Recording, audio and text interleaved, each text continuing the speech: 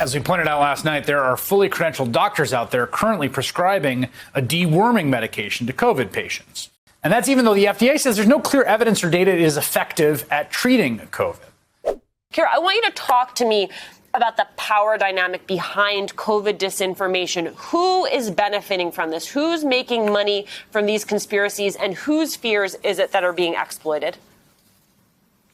So there's an easy answer to that, and it's the purveyors of misinformation that are making money off of this. You know, these are folks who are selling essential oils as cures for COVID. They're selling all different kinds of treatments beyond just the ivermectin that we hear about. What's up, everybody? Major Retired Richard Ojeda here. And when your party's political platform is so awful that it benefits nobody but the criminals within itself, then lies are your only hope of capturing power. And sadly, lies are more prevalent now than they have been since prior to the Enlightenment. You can find asinine conspiracy theories that would have you basically committed in years past playing on national television. Yes, Fox News needs to go. Part of the reason this disinformation conversation has sort of come into focus is the conversation is really about apps and the way that people are accessing the disinformation, the misinformation on these apps. You report that thousands of Facebook users are actually teaching each other how to obtain religious exemptions from the vaccine. How successful have these groups been in thwarting vaccine mandates? These groups have grown exponentially. They started out, at the beginning with a few dozen members, and now they're up into the thousands and even the tens of thousands. And these are folks who are swapping tips, who are showing each other the forms that their employers have given them to submit a request for a religious exemption for a vaccine mandate. And they're telling each other how to evade, how to answer various questions and how to evade filters. This whole fixation with ivermectin on the far right is just one example, a drop in the ocean of alt-right conspiracy insanities. Studies have proven beyond a shadow of a doubt that it does nothing to treat COVID, to the point where any doctor recommending ivermectin would have their license revoked, if not for the modern plea of insanity known as politics.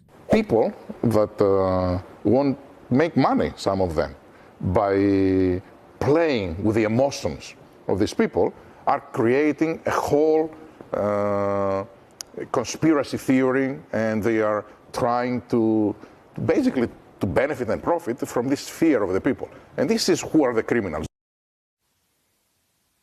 Now, he said the folks who are getting swept up by this misinformation, it's understandable that they may be afraid, but really saying that the people deliberately spreading misinformation, those people are essentially making criminal acts. Because it's political, that's somehow a free pass for insane, utterly untrue, fabricated bullcrap to be put on par with actual demonstrated, proven, objective reality. And let me tell you, the folks behind the alt-right propaganda machine are grinning from ear to ear upon seeing this mental disease being spread across their electorate. It's a dream come true for them.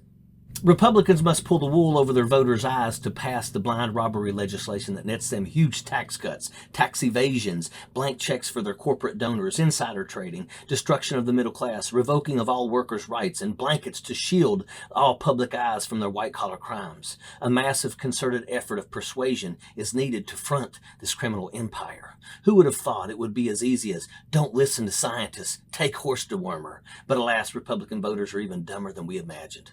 You know, this is the dawn of the information age, and around half of our population has no clue how to deal with information.